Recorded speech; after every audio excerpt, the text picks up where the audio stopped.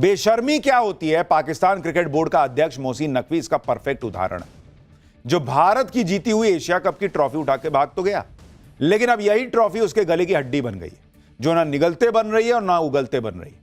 मोहसिन नकवी की टांगें कांप रही होंगी, क्योंकि उसे समझ में आ गया है कि भारत अब उससे एशिया कप की ट्रॉफी तो वापस ले ही लेगा, लेकिन अब उसकी एसीसी चीफ वाली कुर्सी भी छीनी जाएगी और अब पाकिस्तान क्रिकेट बोर्ड के अध्यक्ष पद पर भी वो पद भी उसके हाथ से जाने का खतरा है। मोहसिन नकवी इतना घबराया हुआ है कि उसके दिमाग ने काम करना शायद बंद कर दिया। वो कभी भारत से माफी मांग रहा है, कभी कह रहा है कि वो माफी नहीं मांगेगा, कभी कह रहा है कि भारतीय टीम को ट्रॉफी उसके हाथ से ही लेनी पड़ेगी, तो कभी कह रहा है कि भारत दुबई आकर उसके दफ्तर से ट्रॉफी लेके जाए।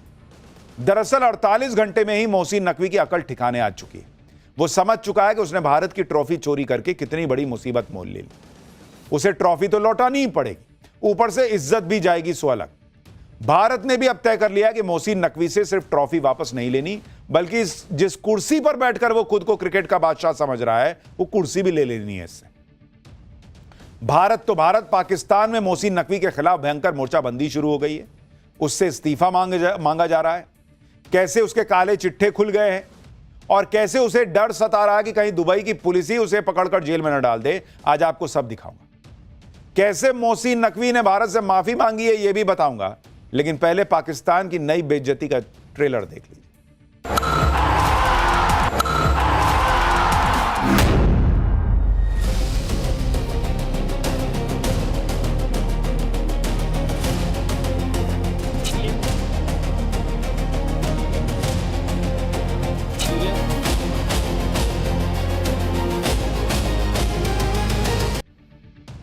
इतनी जबरदस्त थूथू होने के बावजूद ट्रॉफी चोर मोहसिन नकवी की नौटंकी खत्म होने का नाम नहीं ले रही। कल एसीसी की बैठक में भारत से झाड़ सुनने के बाद नकवी के नखरे खत्म नहीं हो रहे। आप देखिए कि मोहसिन नकवी अब क्या ड्रामे कर रहा है।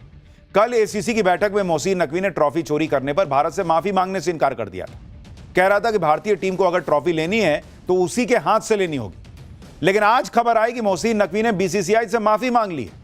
उसने सफाई दी है कि उसे बताया ही नहीं गया था कि भारतीय टीम उसके हाथ से ट्रॉफी नहीं लेगी, लेकिन फिर नकवी ने खुद कह दिया कि ट्रॉफी चोरी करके उसने कुछ भी गलत नहीं किया।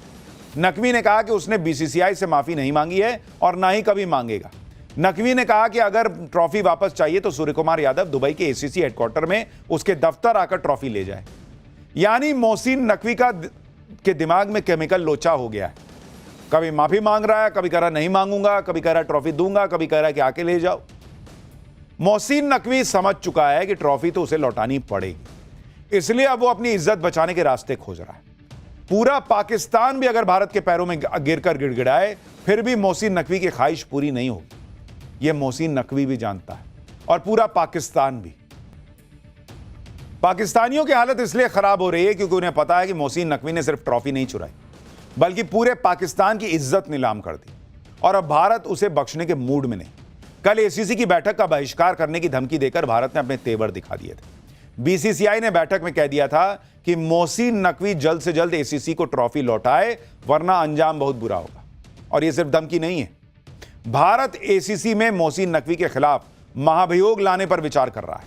भारत ने कहा है कि नकवी ने ट्रॉफी चोरी करके एसीसी और आईसीसी की प्रतिष्ठा को नुकसान पहुंचाया है।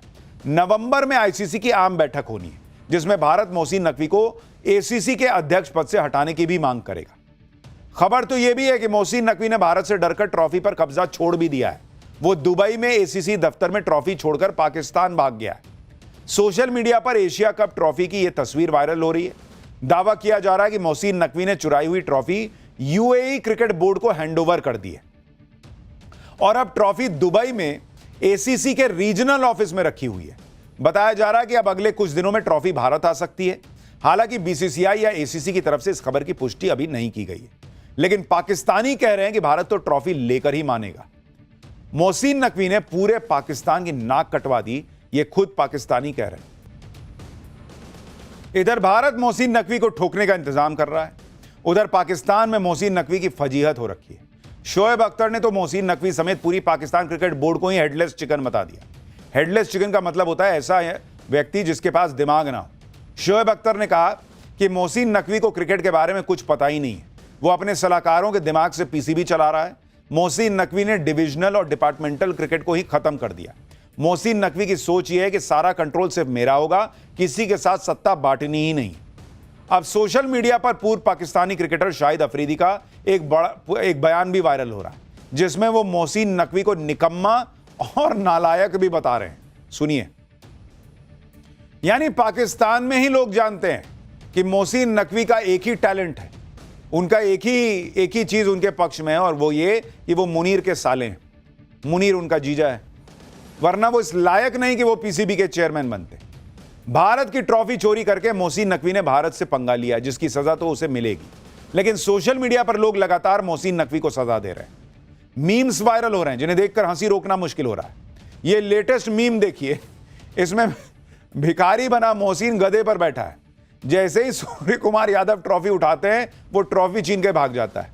सोशल मीडिया पर लोग बीसीसीआई को एक जबरदस्त सलाह भी दे रहे हैं, कह रहे हैं कि मोहसिन ने ट्रॉफी दुबई में चुराई है, उसके खिलाफ दुबई में केस दर्ज करवा दे।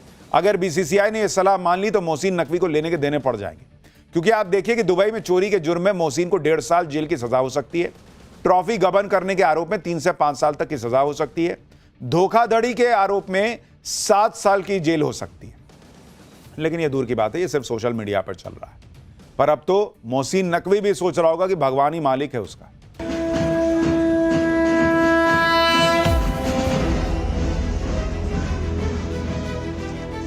शून्य से एक शतक बने, शून्य से एक शतक बने, अंक की मन भावना, भारती की जय विजय हो, ले हृदय में प्रेरणा, कर रहे हम साधना, मातृभू आराधना।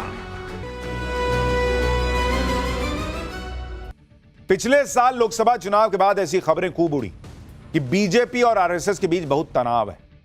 नरेंद्र मोदी और संघ के बीच मामला ठीक नहीं है। इंडी गठबंधन वाले भी खूब माहौल बना रहे थे और अपने लिए मौका देख रहे थे। लेकिन 1 साल के अंदर ही देखिए कि कैसे पूरा नैरेटिव खत्म होता चला जा रहा है। इसी साल मार्च में नरेंद्र मोदी 11 साल में पहली बार प्रधानमंत्री के तौर पर आरएसएस के हेडक्वार्टर गए। 15 अगस्त के अपने भाषण में प्रधानमंत्री मोदी ने आरएसएस की राष्ट्र सेवा के लिए जमकर तारीफ की। फिर पीएम मोदी ने संघ प्रमुख मोहन भागवत की उनके 75वें जन्मदिन पर देश के कई बड़े अखबारों में लेख लिखकर तारीफ की। गृह मंत्री अमित शाह ने एक इंटरव्यू में कहा कि आरएसएस से जुड़ा होना कोई माइनस पॉइंट नहीं है। यानी एक जो धारणा बनाई जा रही थी कि बीजेपी को अब संघ की जरूरत नहीं, बीजेपी अब संघ से अलग है, या बीजेपी और संघ के बीच सब कुछ ठीक नहीं है, वो धारणा नरेंद्र मोदी ने खुद सक्रिय होकर खत्म कर दी। क्योंकि बीजेपी जानती है, नरेंद्र मोदी जानते हैं कितना भी वो काम कर लें, लेकिन संघ जिस तरह से जमीनी स्तर पर काम करता है, दोनों की जुगलबंदी जरूरी है। और इसीलिए नरेंद्र मोदी ये काम लगातार कर रहे हैं। जैसे आज ही प्रधानमंत्री मोदी ने ऐसा काम किया जो संघ के लिए आजाद भारत के इतिहास में कोई नहीं कर सका। आजादी के बाद पहली बार आज ऐसा हुआ कि आरएसएस पर डाक टिकट जारी हुआ है।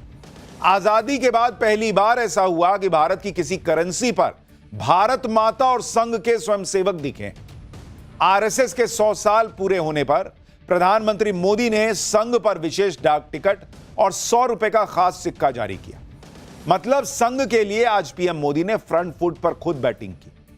पीएम मोदी ने संघ के लिए क्या क्या कहा, संघ का वो कौन सा खास गिफ्ट है उन्होंने दिया संघ को, वो भी आज आपको बताऊंगा। For more of such videos, do like, share and subscribe to ET Now Swadesh.